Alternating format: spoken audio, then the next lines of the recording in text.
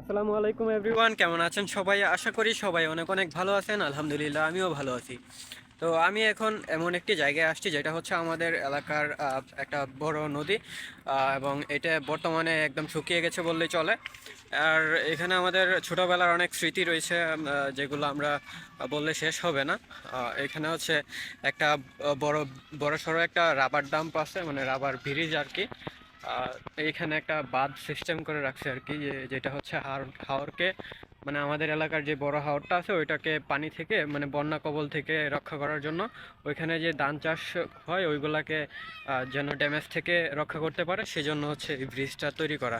এই যে আমার পিছনেই দেখতে পাচ্ছেন ব্রিজ, এবং ওইখানে রাবার দিয়ে পানি দিয়ে ওগুলাকে লুট করে একটা বাঁধ সিস্টেম করে রাখা হয়েছে। এটা ম্যানুয়ালি চাইলে ইয়ে করা যায়, এখানে উঁচু নিচু করা যায়, এবং এটাকে যে কোনো সময় যে কোনো ধরনের পরিবর্তন করা যায়। এই জন্য হচ্ছে এটা খুবই উন্নত, এবং এটা আমাদের এলাকাকে অনেক প্রোটেক্টেড করে রাখছে।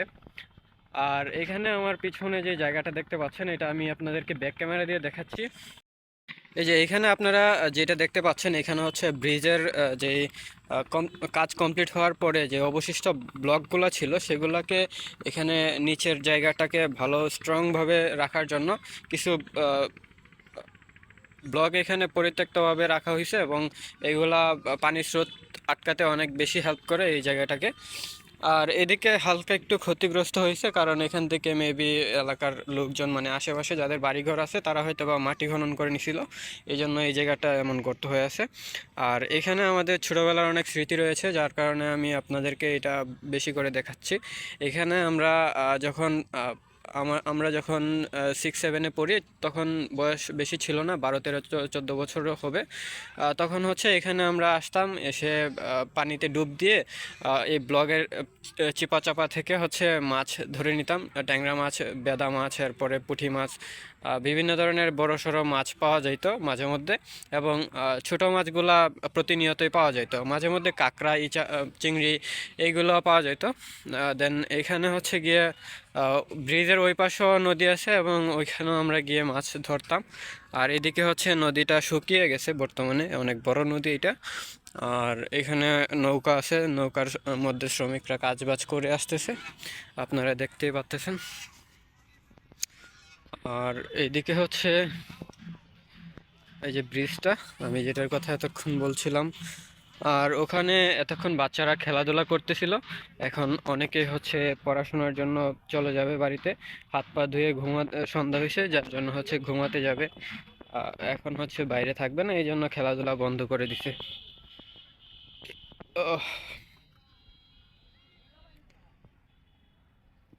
আচ্ছা, আমি আপনাদেরকে একটু ব্রিজের উপরের ভিউটা দেখিয়ে আসি, আর ওই পাশের নদীটা দেখাই।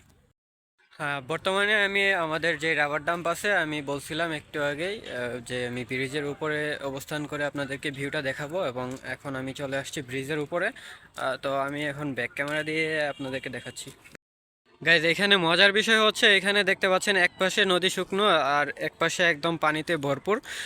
আর এটাই হচ্ছে এই রাবার ডাম্পের, মানে রাবার ব্রিজের কামাল। তো এটা আসলে অনেক সুন্দর।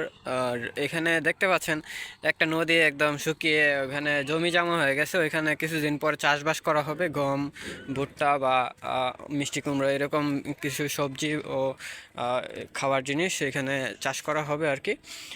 আর এইদিকে হচ্ছে গিয়ে সেই রাবার ডাম্পের মেইন হোল যেটা, ওইটা হচ্ছে গিয়ে এখানে। আর এইখানে হচ্ছে যত মেশিন সরঞ্জাম আছে, এটাকে নিয়ন্ত্রণ করার যে কেবিনগুলো, সব কিছুই এখানে। এবং এই এই যে পাইপগুলো দেখতে পাচ্ছেন, এগুলা হচ্ছে পানি এখানে মাটির নিচে থেকে, মানে ভূগর্ভস্থের যে পানিটা আছে ওইটা দিয়ে হচ্ছে এই রাবারটা কন্ট্রোল করা হয়। এবং এখানে অনেক শক্তিশালী মোটর এবং একটা বড় টাঙ্কি আছে, সেইটার মধ্যেই পানিগুলো জমা করা হয় আর কি। তো এই ছিল আপডেট।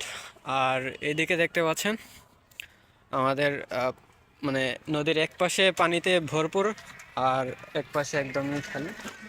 সো এটা খুবই ইন্টারেস্টিং বিষয়টা। আর এটা পুরোটাই রাবার ডাম্পের জন্য পসিবল হয়েছে। তাছাড়া এটা হচ্ছে আমাদের অনেক বেশি হেল্প করে, কারণ হচ্ছে আমাদের এলাকার যে ফসলি ধান জমিগুলো আছে, বড় হাওরে ওই পাশে একটা হাওর আছে, অ্যান্ড ওইটাকে কন্ট্রোল করার জন্যই হচ্ছে এখানে আসা আর কি। এই যে আমাদের সেই নদীর আর একটা ভিউ, এবং এখানে দেখতে পাচ্ছেন নদী অনেকটা শুকিয়ে গেছে এবং এখানে হাজার হাজার নৌকা বাঁধা। আর এই নৌকাগুলা এতক্ষণে কাজ কাম করে আর কি বাড়িতে যাওয়ার উদ্দেশ্যে সবাই চলে আসছে এবং কালকে ভোরবেলায় আবার সবাই রওনা হবে কাজের উদ্দেশ্যে। এবং তারা যে যেখান থেকে পারে বালু পাথর সংগ্রহ করে ওইগুলা বিক্রি করে, নদীতে বিক্রি করে আসে। নদীতে বড় নৌকা আছে, ওইগুলোতে সাপ্লাই দেয় আর কি। তো এইভাবেই হচ্ছে আমাদের এলাকাটা চলাফেরা করে আর কি।